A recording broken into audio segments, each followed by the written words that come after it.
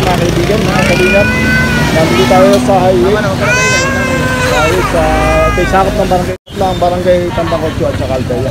Maraming tao, may mga pulis, may mga traffic post. Si Kibuloy, nakita na.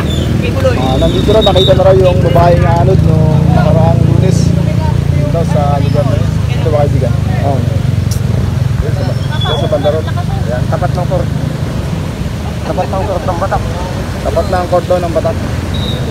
Ngayon, dito raw itadaan sa lugar na ito.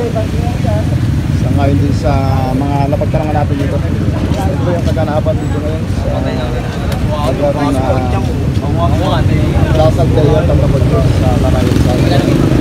Sana makunan pa natin dahil lobat ng ating cellphone. Gagawin ko ng ano. Ayan, may dumating na rescue para kunin yung babaeng na anod nung nakaraang Lunes ang bagyong Enteng. Ayan, nandito sila para kunin yung babaeng nalulod doon sa luwangan. Papasok pa sa Bandaron. Bumaba na yung mga crew nitong Tanay Outfit at Tanay Rescue. Ayan, hindi na pa mga rescue. Buwan ng mga tao, pagbuwan. Buwan tayo ng payong. Ayan, sumilong muna yung mga pulis at saka mga rescuers sa ilalim ng tulay. Dahil malakas ang ulan at saka natatabunan pa yata ng kahoy yung babae na ginanod yung Lunes. Sana makunang mo dahil lobat na itong aking cellphone. Diyan muna kayo. Sana makunang ko siya sa Batman. Ayan, dala na po pataas. Ayan, nakabalit siya. Ayan, napakadulas. Yan naman yung mga nagtutulungan ng mga pulis at mga rescuer. Ayan, ayan po yung babaeng nanod. Hindi natin makuha ito ng mukha dahil nasa amin na siya. Sa bag na pangangamoy na po.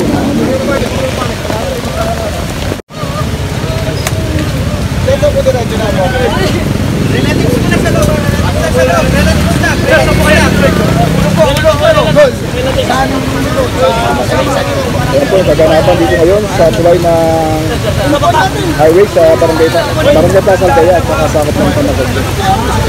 Na-recover na po yung bangkay ng babaeng inalod ng bahan noong Lunes. Malakas ang ulan.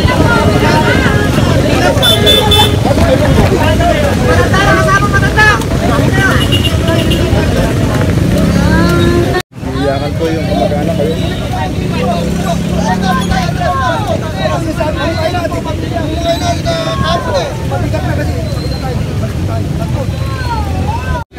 Ayan, nagpaprabit dahil sa dami ng tao na nakikiasyoso sa mag-recover ng bangkay ng babae na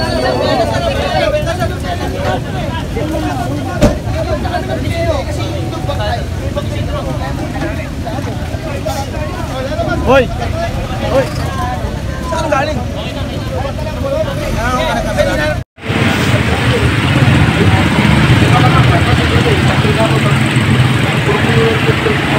May mga sakyan ng pulis dito.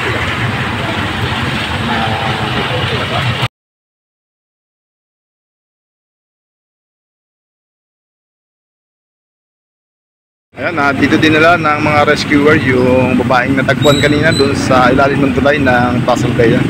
Yung babaeng inanod nung Lunes ng bagyo, natagpuan na siya.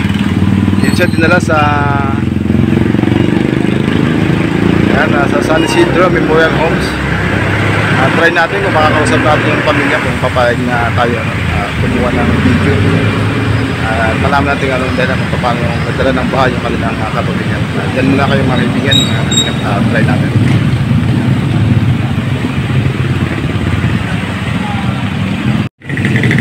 Yan lang yung mababahagi ko sa inyo mga kaibigan, mga kalingap. Ayaw makipag-pamayanan o magpakuha ng video yung kapamilya. Siyempre dapat respeto natin. Kaya yun lang yung ating pwedeng ibahagi sa inyo sa pangyayari dito sa Tanay Rizal, may barangay Plaza Aldaya. Maraming tayo mga kalingap.